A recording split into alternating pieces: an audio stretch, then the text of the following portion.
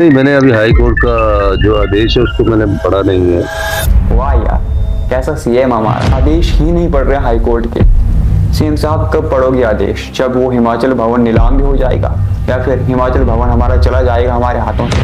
CM सुखू को अपने मित्रों को खुश करना हो या फिर मित्रों के लिए जॉब निकालनी हो तो वो निकल सकती है। कि हमीरपुर मेडिकल कॉलेज में योगा टीचर की भर्ती के लिए, योगा टीचर रखने के लिए स्पेशल पोस्ट क्रिएट की गई। इलेक्शन से पहले गवर्नमेंट के द्वारा ये वादा किया गया था कि 1 लाख नौकरियां दी जाएंगी। 1 लाख जो सरकारी नौकरियां हैं, जो पद हैं, वो भरे जाएंगे और वो नौकरियां मिलेंगी आपको। लेकिन आज 2 साल से भी ज्यादा का समय हो चुका है। मैं पूछना चाहूंगा वो 1 लाख नौकरियां कहां पर हैं? मीडिया सलाहकार तो यहाँ पर काफी बौखला जाते हैं। बंद करो, मैंने आपका सारे जवाब दी। आपके कहने से क्या जानना चाहते हैं आप? मैं ये पूछ रहा हूँ कि अपना कोर्ट डिसाइड करेगा। तो कोर्ट को तो 25 को जय श्री राम दोस्तों। पर क्या आपको पता है कि आपके ऊपर कितना कर्जा है अगर आप एक हिमाचली हो तो? साथ में आपको इस वीडियो में जानने को मिलेगा कि आखिर किस प्रकार से हिमाचल की आर्थिक स्थिति दिन प्रतिदिन बिगड़ती जा रही है। 18 hotels in Himachal of HPTDC has been asked to shut by the Himachal High Court. We have Did you know Himachal Pradesh is in the middle of a serious financial crisis? अब arbitration के भी कई ऐसे फैसले आ रहे हैं जो बड़े चिंताजनक है। पिछले 2 वर्षों में आपने बिलासपुर में कितने फाउंडेशन स्टोन किए? तो वर्ष 2018 जब हिमाचल पर कर्जा था 47,000 करोड़ रुपीस का। उसके बाद अगर हम बात करें वर्ष 2023 की, तो उस समय जो हिमाचल पर कर्जा था तो वो था लगभग 76,000 करोड़ रुपीस। और अगर आज की बात करें यानी कि 2024 की, तो आज हिमाचल पर लगभग कर्जा है 86,000 करोड़ रुपीस, जो कि अप्रोक्सीमेटली 90,000 करोड़ तक भी पहुंचने वाला है। और अगर ऐसा ही चलता रहा तो आने वाले समय में, या फिर यूं कहूं नेक्स्ट ईयर, एक कर्जा होने वाला है 1 ट्रिलियन करोड़ रुपीस। और इसी के साथ जो वीडियो की स्टार्टिंग में मैंने कहा था कि क्या आपको पता है आपके ऊपर कितना कर्जा है अगर आप एक हिमाचली हो? तो एक कॉमन हिमाचली पर 0.17 लाख रुपीस का कर्ज है।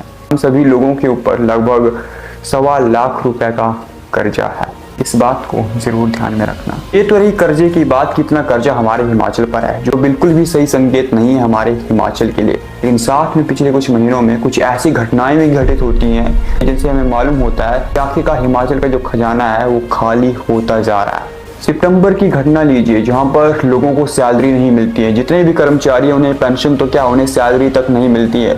लोगों को उनकी ऑन डेट पर सैलरी नहीं दी जाती है। हिमाचल प्रदेश के कर्मचारियों को सैलरी नहीं मिल पाती, जहां पर सीएम साहब खुद भी कहते हैं कि हम जो है फाइनेंशियल क्राइसिस से जूझ रहे हैं।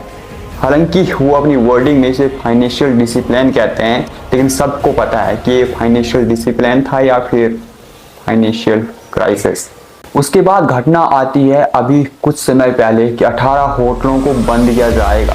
18 hotels in Himachal of HPTDC has been asked to shut by the Himachal High Court. ये ऑर्डर दिया जाता है हाई कोर्ट के द्वारा, लेकिन यहाँ पर जितने भी कांग्रेस के लोग हैं या फिर जितने भी कांग्रेस के विधायक या जितने भी कांग्रेस की सरकार में हैं, वो कहते हैं कि हम हाई कोर्ट के ऑर्डर का पालन करेंगे, सम्मान भी करेंगे, लेकिन हम सुप्रीम कोर्ट का दरवाजा भी खटखटाएंगे है या उसको सुप्रीम कोर्ट में चैलेंज करना है, क्योंकि हम इस फैसले से पूर्ण तौर पर सहमत नहीं है।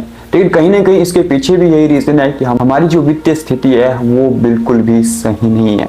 और इसके बाद तीसरी घटना आती है दोस्तों की हिमाचल भवन, जो कि दिल्ली में है, आदेश दिए जाते हैं हाई कोर्ट के द्वारा। खिलाफ हाई कोर्ट हमारी सरकार गई और सरकार ने उसमें जो 64 करोड़ रुपए आर्बिट्रेशन का था वो जमा कराना था। उसके बारे में मैंने अभी जानकारी प्राप्त की है। यहाँ पर सीएम साहब कहते हैं कि उन्होंने आदेश ही नहीं पढ़े, मनी जमा ना किए जाने के बारे में। नहीं, मैंने अभी हाई कोर्ट का जो आदेश है उसको मैंने पढ़ा नहीं है। वाह यार, कैसा सीएम हमारा, आदेश ही नहीं पढ़ रहे हाई कोर्ट के। सीएम साहब कब पढ़ोगे आदेश? जब वो हिमाचल भवन नीलाम भी हो जाएगा या फिर हिमाचल भवन हमारा चला जाएगा हमारे हाथों से, फिर आप आदेश पढ़ोगे क्या? मुझे तो कुछ ऐसा ही लग रहा है। अभी कुछ दिन पहले ही भोंटा अस्पताल को बंद करने के आदेश दिए जाते हैं, जिससे जनता रुष्ट हो जाती है और जनता सड़क पर आ जाती है, जनता नारेबाजी करने लग पड़ती है।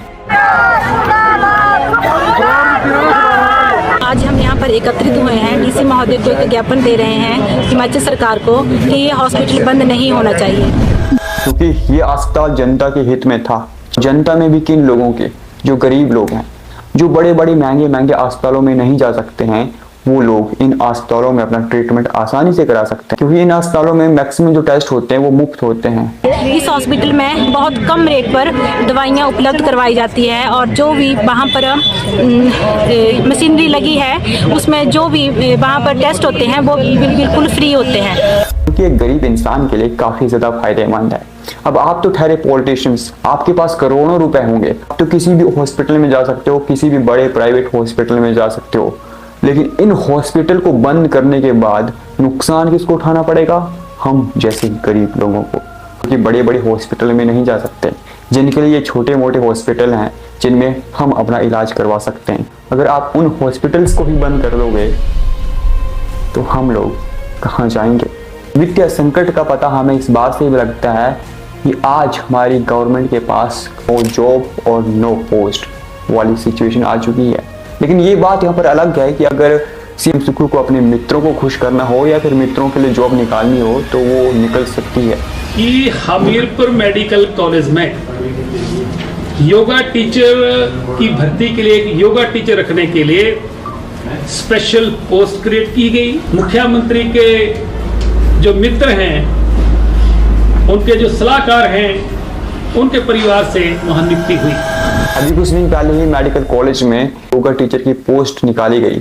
खुद से इस पोस्ट को क्रिएट किया गया, खुद से इस पोस्ट की कंडीशन रखी गई और खुद से ही इस पोस्ट पर अपने ही किसी आदमी को बिठा दिया गया, अपने ही मित्रों के लिए। भारत देश में शायद ही ऐसा कोई मेडिकल कॉलेज होगा जहाँ पर योगा टीचर होता होगा।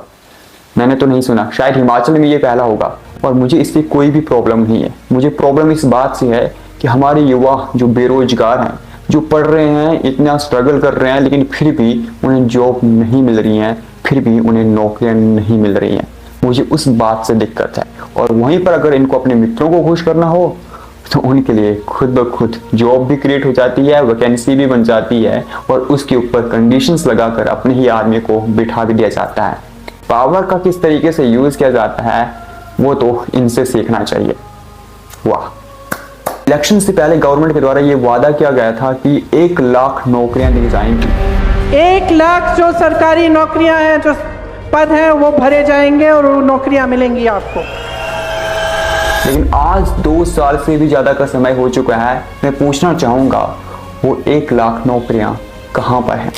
मुझे तो नहीं दिख रही हैं।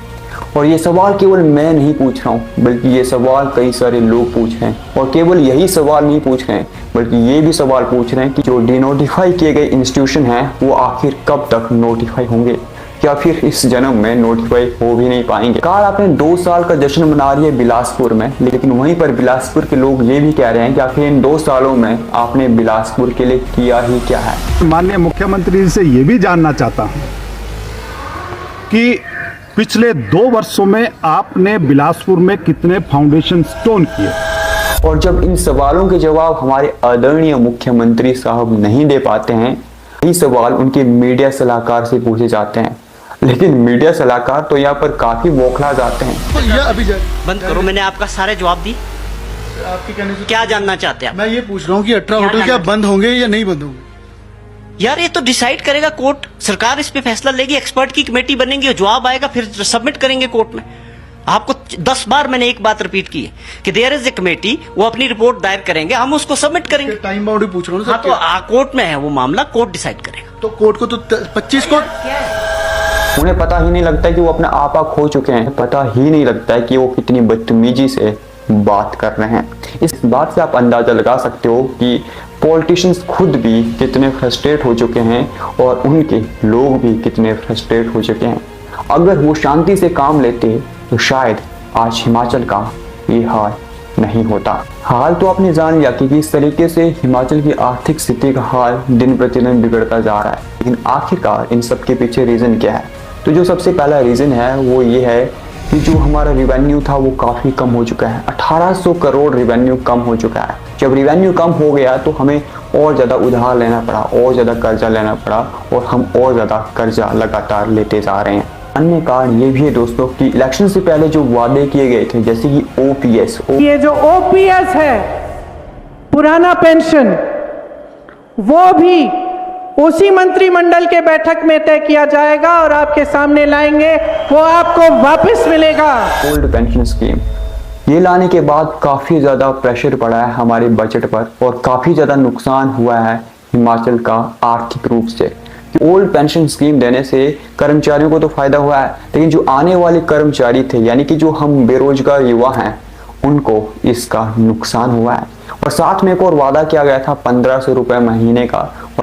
1500 रुपए आपको आपकी सहायता के लिए दिए जाएंगे। तो 1500 रुपए महीना देने से भी काफ़ी ज़्यादा नुकसान हुआ है हमारे बजट पर, काफ़ी ज़्यादा नुकसान हुआ है हमारे हिमाचल के खजाने का। इसको छोड़कर और भी जो फ्रीबीज हैं, जैसे कि फ्री वाटर, फ्री इलेक्ट्रिसिटी और औरतों को फ्री बस में सेवा, इन सभी चीज़ों से काफ़ी ज़्यादा नुकसान पहुँचा है हमारे खजाने को। और इनका सोल्यूशन भी इसी तरीके से निकाला जा रहा है हमारे सीएम साहब के द्वारा कि जैसे कि फ्री बिजली नहीं दी जाएगी, वाटर का भी, पानी का भी बिल दिया जाएगा और जो रिजर्वेशन है वुमेन की वो भी कम की जाएगी बसों में। चलो ये सोल्यूशन निकाला है तो काफ़ी अच्छा सोल्यूशन है, मैं मानता हूँ इससे काफ़ी ज़्यादा फायदा हो सकता है।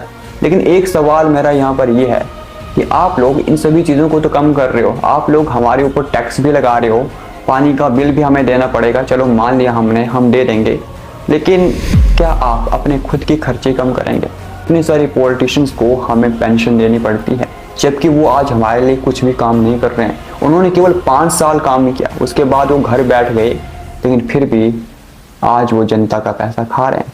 इतना विचार है कि जिन लोगों को जरूरत नहीं है पेंशन देने की, उन्हें पेंशन बिल्कुल भी नहीं दी जानी चाहिए। मान लो कोई पॉलिटिशियन है जो काफ़ी ज़्यादा अमीर है, वो बिना पेंशन लिए भी अपने जीवन को अच्छी तरीके से जी रहा है, तो उसे पेंशन देना क्यों सही है? क्यों हम उसे पेंशन दे रहे हैं? उसे पेंशन बिल्कुल भी नहीं देनी चाहिए। हाँ, अगर ऐसा कोई पॉलिटिशियन हो ईमानदार, जिसके पास कुछ भी नहीं है या उसकी पूरी की पूरी जिंदगी उस पेंशन के ही भरोसे है, देन उस इंसान को पेंशन दी जानी चाहिए, ये सही है।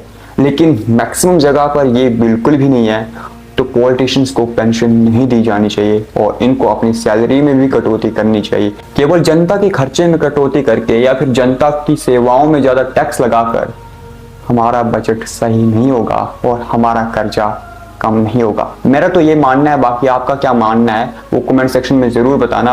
और इस वीडियो को लाइक करना और अच्छी लगी हो तो वीडियो को शेयर भी करना और चैनल को सब्सक्राइब भी आप कर सकते हो। धन्यवाद। आज की वीडियो में इतना ही।